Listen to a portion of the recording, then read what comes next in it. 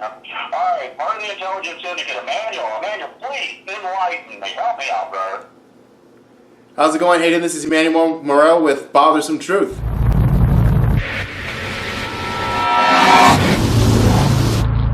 town radio, here we are. All right, now, Emmanuel, lots of things this week. The economy, we looked at that. We're looking at what I like to call suggested propaganda.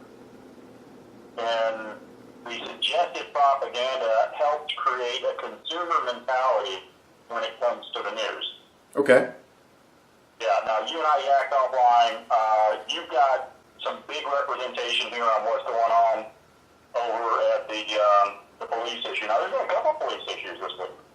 There's quite a few police issues this week. This is one of the worst weeks ever. What's that? Two that have seriously made the news. The one that's in Tulsa, Oklahoma. Tulsa, Oklahoma, yes. That's where Terrence Crutcher was shot and killed by Officer Betty Shelby.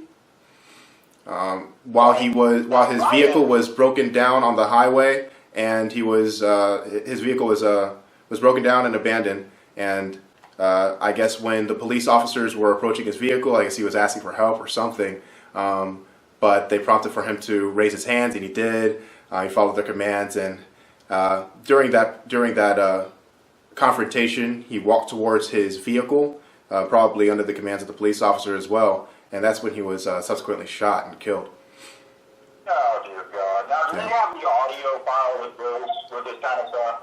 Do we have an audio file? There's video, several videotapes. There's one from a helicopter, bird's eye view, where you actually hear one of the commentators, and this is really unsettling too. I think the person speaking in the video from the copter view is related somehow to the officer Betty Shelby. And at one point, when you see Terrence Crutcher tasered and then shot, the guy in the helicopter says, yeah, he looks like he's a really bad dude. I'm not really sure how he was able to glean that information. I'm not really sure how he was able to gather that from just seeing him from the helicopter. But apparently he was able to make the assessment that, yeah, that must be some really bad dude.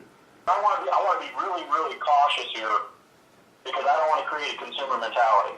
And I'm glad they released the audio file and stuff like that, but the court system has got to take care of that.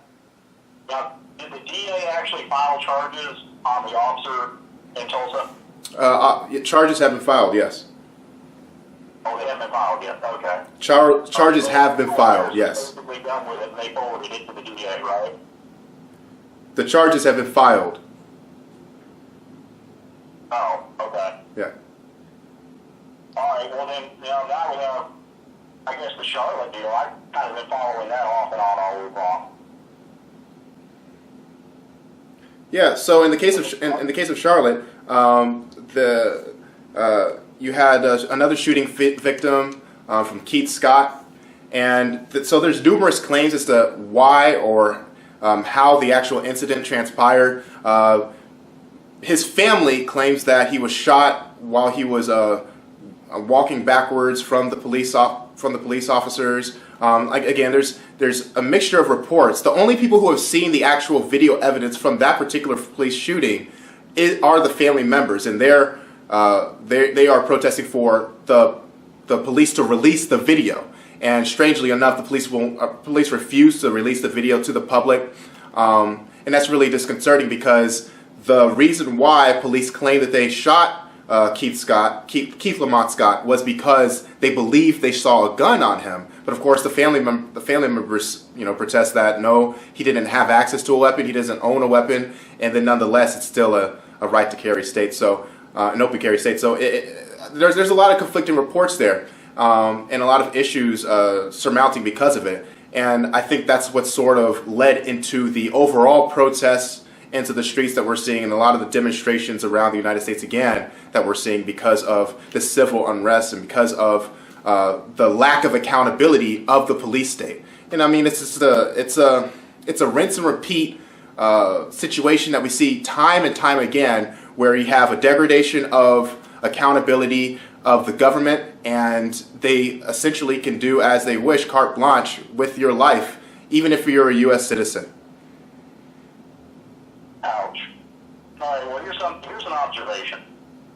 In Emmanuel, for everybody that's listening and watching out there, understand Emmanuel and I go way back. We've had different sides of the argument for a long time, but we always meet at the table. Emmanuel, here's an observation. Okay. Why is it that every poor black guy that gets pulled over his arm, there is no greater defender of the Second Amendment than the black American? There is no greater defender of the Second Amendment than the black American, you say? Exactly. Because every time there's a cop shooting of a black guy, he's always got a gun.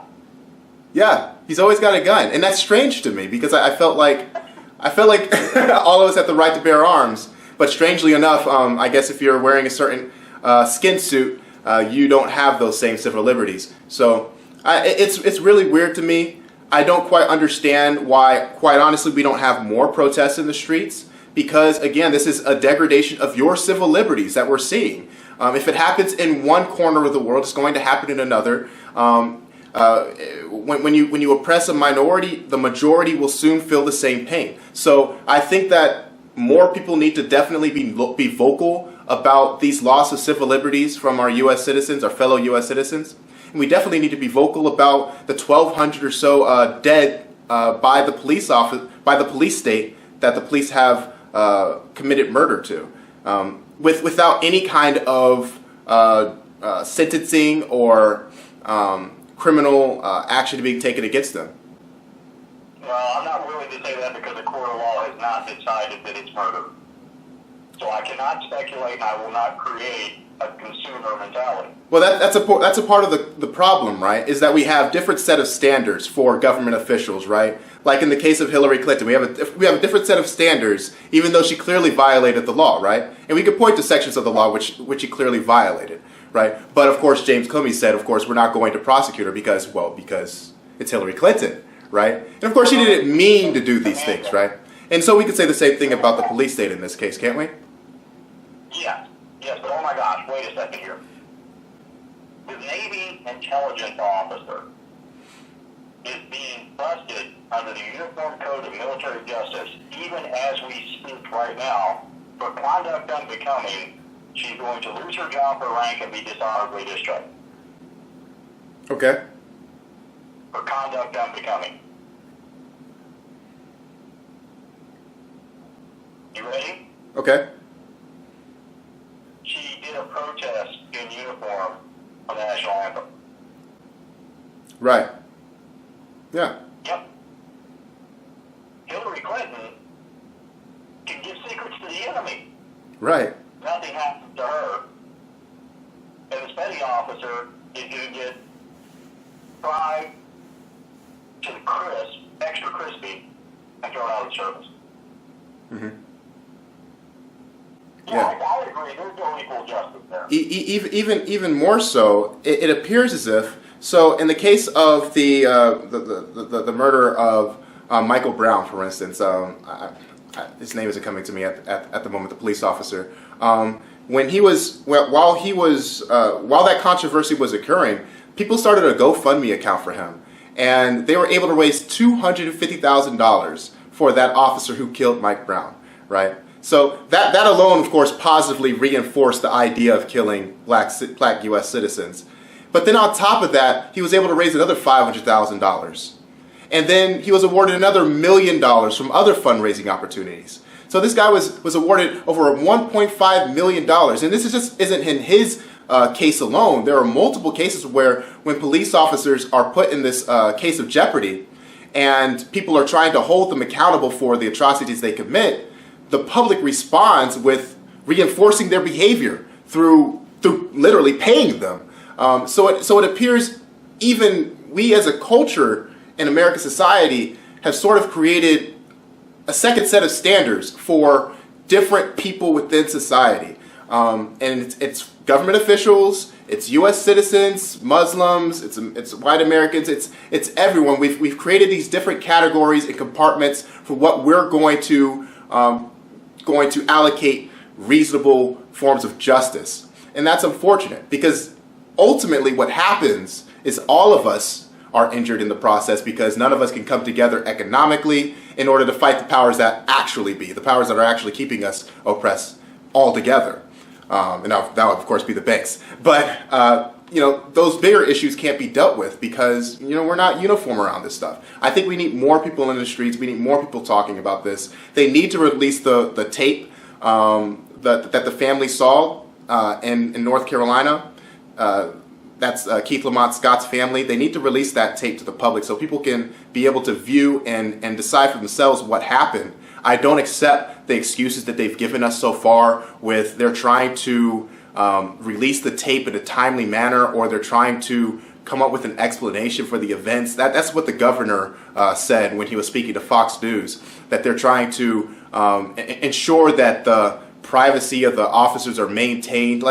Damn all that. If you have evidence, show it to the public. Why are you sitting on the evidence? That's odd to me. Well, we have about 20 seconds left, and I'll leave you with this. And we talked about this earlier. My kids are cops. I asked them about it. I said, can they release anything? And they said, not until Internal Affairs is done with their investigation.